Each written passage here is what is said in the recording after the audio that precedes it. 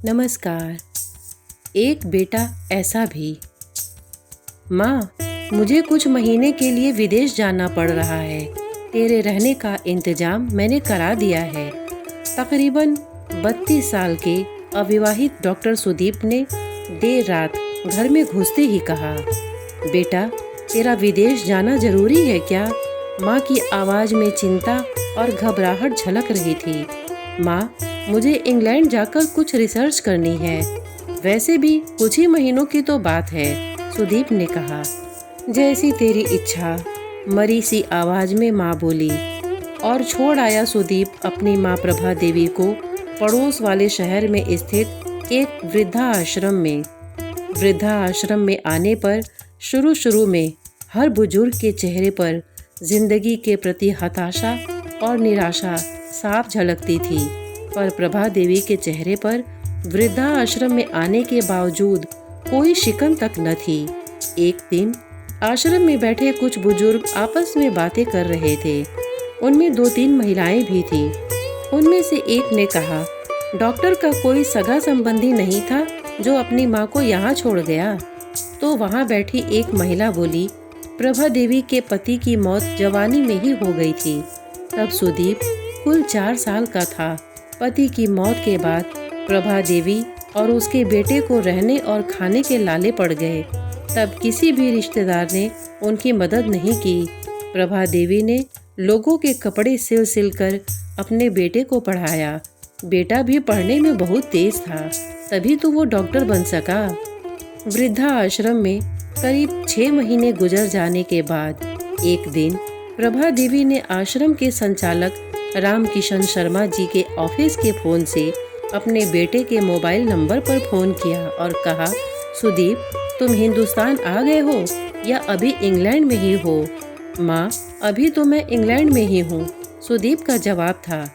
3-3, 4-4 महीने के अंतराल पर प्रभा देवी सुदीप को फ़ोन करती और उसका एक ही जवाब होता, मैं अभी वहीं हूँ, जैसे ही अपने देश आऊँगा तुझे बता दूँगा। इस तरह तकरीबन 2 साल गुजर गए। अब तो वृद्धाश्रम के लोग भी कहने लगे कि देखो कैसा चालाक बेटा निकला, कितने धोखे से अपने माँ को यहाँ छोड़ गया।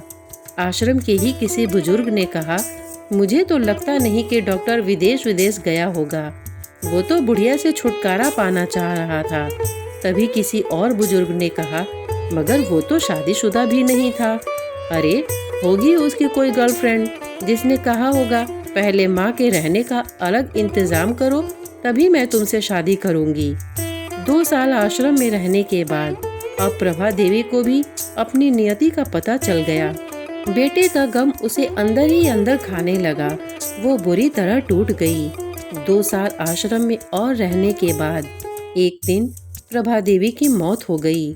उसकी मौत पर आश्रम के लोगों ने आश्रम के संचालक शर्मा जी से कहा, इसकी मौत की खबर इसके बेटे को तो दे दो। हमें तो लगता नहीं कि वो विदेश में होगा, वो होगा यहीं कहीं अपने देश में। इसके बेटे को मैं कैसे खबर करूं? उसे मरे तो 3 साल हो गए। शर्मा जी की यह बात सुन वहां पर उपस्थित लोग सनाका खा गए। उनमें से एक बोला, अगर उसे मरे 3 साल हो गए तो प्रभा देवी से मोबाइल पर कौन बात करता था?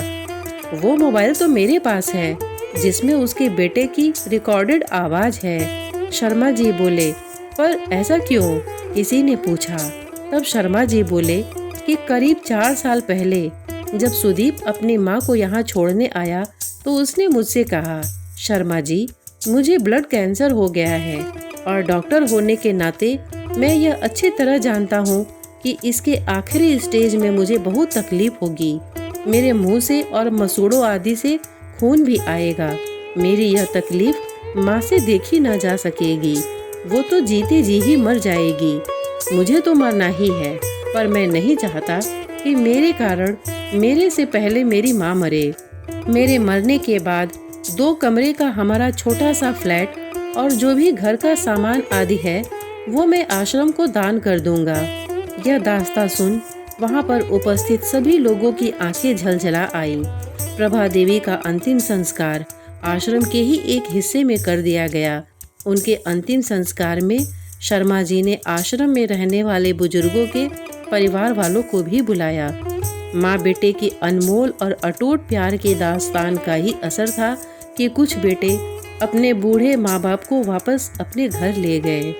श्रोतागण, प्रस्तुत कहानी आपको कैसी लगी? इसे सुनने के लिए आपने अपना बहुमूल्य समय दिया, इसके लिए आपका बहुत बहुत धन्यवाद। नमस्कार।